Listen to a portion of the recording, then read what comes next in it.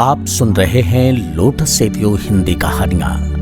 आइए सुनते हैं भविष्य का भारत, राष्ट्रीय स्वयंसेवक संघ का दृष्टिकोण। प्रकाशक विमर्श प्रकाशन, नई दिल्ली। और आवाज दी है श्रीकांत सिन्हा ने। आइए सुनते हैं भाग 3, डॉक्टर हेडगेवार का विद्यार्थी जीवन। हम उनको जन्मजात देशभक्त कहते हैं, क्योंकि जब वो प्राइमरी स्कूल में थे उसी समय से ऐसा दिखता था। विक्टोरिया रानी के राज्यारोहण समारोह की जुबली भारत में भी मनाई गई। ब्रिटिशों का राज्य था, इसलिए सभी स्कूलों में कार्यक्रम होने अनिवार्य थे। वे हुए। इनके स्कूल में भी कार्यक्रम हुआ। ये उस समय तीसरी कक्षा में पढ़ते थे। उस निमित्त मिठाई बांटी गई और उन्होंने उस मिठाई को लेकर कचरे में फेंक दिया। इसलिए शिक्षक ने उनको पूछा कि क्या तुमको मिठाई अच्छी नहीं लगती जो कूड़ेदान में फेंक दी? इन्होंने उत्तर दिया, हमारा राज्य छीनकर हमको गुलाम बनाने वालों के राज्यारोहण समारोह की मिठाई हमारे लिए मिठाई कैसे हो सकती है? और ये दिन हमारे लिए उत्सव का दिन कैसे हो सकता है? ये दिन तो शोक का दिन है। प्राइमरी स्कूल में पढ़ने की अवस्था में इस प्रकार के विचार विश्व में ये बालक रहता था। उनका मानसिक स्तर, मेंटल मेकअप जन्म से कैसा था, ये बताने वाली बात है। आगे कठिन परिस्थिति में उनको पढ़ना पड़ा। जब वो 11 वर्ष के थे तब नागपुर में प्लेग की बीमारी चल रही थी। रोगियों की सेवा में उनके माता पिता दोनों लगे हुए थे। इसी समय वे दोनों भी प्लेग से ग्रसित हो गए और एक ही दिन में दोनों का देहांत हो गया।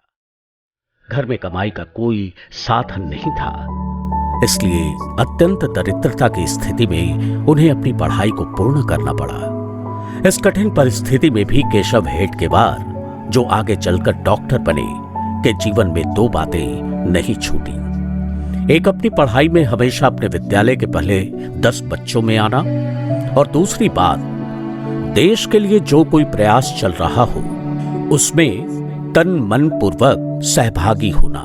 सार्वजनिक जीवन की दीक्षा बचपन से ही उनके जीवन में प्रवेश कर गई। आगे चलकर वंदे मातरम आंदोलन चला। उस आंदोलन को नागपुर के विद्यालयों में संगठित करने का काम करने वाली अग्रणी टोली में डॉक्टर हेडगेवार थे। स्कूल निरीक्षण, इंस्पेक्शन के लिए इंस्पेक्टर जब आते थे तब प्रत्येक कक्षा में उनका स्वागत वंदे मातरम की घोषणा से होता था। स्वाभाविक था कि उस समय की सरकार बिफर गई। उन्होंने नागपुर के सारे स्कूल बंद कर दिए और खोज शुरू की कि ऐसा करने वाले कौन हैं। लेकिन उन्होंने इतना अद्भुत संगठन बनाया था कि 4 महीने तक कोई भी नाम बाहर नहीं आया। अंत में छात्रों के अभिभावक, सरकारी अधिकारी सभी ने मिलकर समाधान निकाला कि विद्यालय खोले। बच्चों के विद्यालय में प्रवेश करते समय गेट पर हेडमास्टर खड़े रहेंगे और हर एक छात्र को पूछेंगे कि गलती हुई है ना? मुंडे हिलाकर हाँ कहना। इतनी नाम मात्र की क्षमा मांगने के साथ प्रवेश मिलेगा। लेकिन नागपुर में 2 विद्यार्थियों ने ये नाम मात्र की क्षमा मांगने से भी मना कर दिया। उसमें से एक केशव हेडगेवार थे, इसलिए उनको स्कूल से निष्कासित किया गया। ऐसे आंदोलनों में जिनकी पढ़ाई छूटती थी, उनके लिए उस समय के हमारे नेताओं ने राष्ट्रीय विद्यालय चलाए। उस राष्ट्रीय विद्यालय में वे पढ़े और मैट्रिकुलेशन की परीक्षा में निजी तौर पर उपस्थित होकर प्रथम श्रेणी में पास हो गए। इनकी सक्रियता और इनके दिल की ये चिंगारी नागपुर के तत्कालीन नेताओं को दिख रही थी। इसलिए उन्होंने उनको कलकत्ता के नेशनल मेडिकल कॉलेज में पढ़ाई करने के लिए थोड़ी बहुत आर्थिक सहायता जुटाकर भेज दिया। पढ़ाई का तो बहाना था, मुख्य उद्देश्य था कि कलकत्ता में देश भर के क्रांतिकारकों की अनुशीलन समिति से जुड़ना, ताकि उनके संपर्क में रहकर जब ये वापस छुट्टियों में नागपुर आए तब क्रांतिकारी को सेंट्रल प्रोविंस और बेरार के इलाके में स्थापित करना। ये दोनों काम डॉक्टर साहब ने बखूबी किए। मेडिकल कॉलेज की अंतिम परीक्षा भी प्रथम श्रेणी में पास की और इन 4 वर्षों में अत्यंत कड़ी परीक्षाएं देकर उस क्रांतिकारक समिति की कोर कमेटी में उनका प्रवेश हुआ। उस समय उनका कोड नेम कोकेन था। राजस्थान से आंध्र तक क्रांतिकारियों को बसाना, उनकी आजीविका की व्यवस्था करना, उनको शस्त्र आदि देना, ये सारा काम संगठक के नाते उन्होंने किया। आगे चलकर इस क्रांतिकारी आंदोलन का वो चरण असफल हो गया। शस्त्र लाने वाले जहाज भारत के किनारे पर ही पकड़े गए, अंदर के सूत्र भी पकड़े गए, फिर से सारा समेटने का काम भी उन्होंने किया।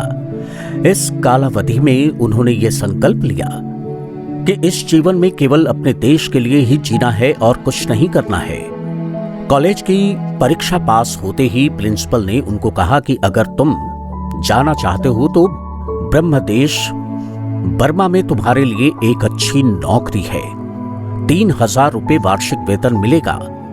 डॉक्टर हेडगेवार ने कहा, मैंने नौकरी नहीं करने का निश्चय किया है, और वे नागपुर वापस आ गए। उस जमाने में पूरे इलाके में 7500 से ज्यादा डॉक्टर नहीं थे। अगर प्रैक्टिस करते तो बहुत पैसा कमाते, लेकिन उन्होंने तो तय किया था कि पैसा नहीं कमाना है और देश के काम में पूरी तरह लग जाना है। लेकिन डॉक्टर बनकर आए, इसलिए विवाह के भी प्रस्ताव आने लगे। उन्होंने अपने चाचा को पत्र लिखा। उनके अभिभावक वही थे, माता पिता तो थे नहीं।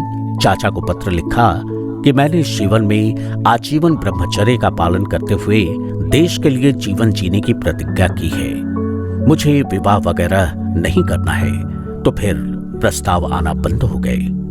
ये एपिसोड आपको कैसा लगा कमेंट्स के माध्यम से जरूर बताइए और अगले भाग का इंतजार कीजिए। अगले भाग में सार्वजनिक जीवन में डॉक्टर जी।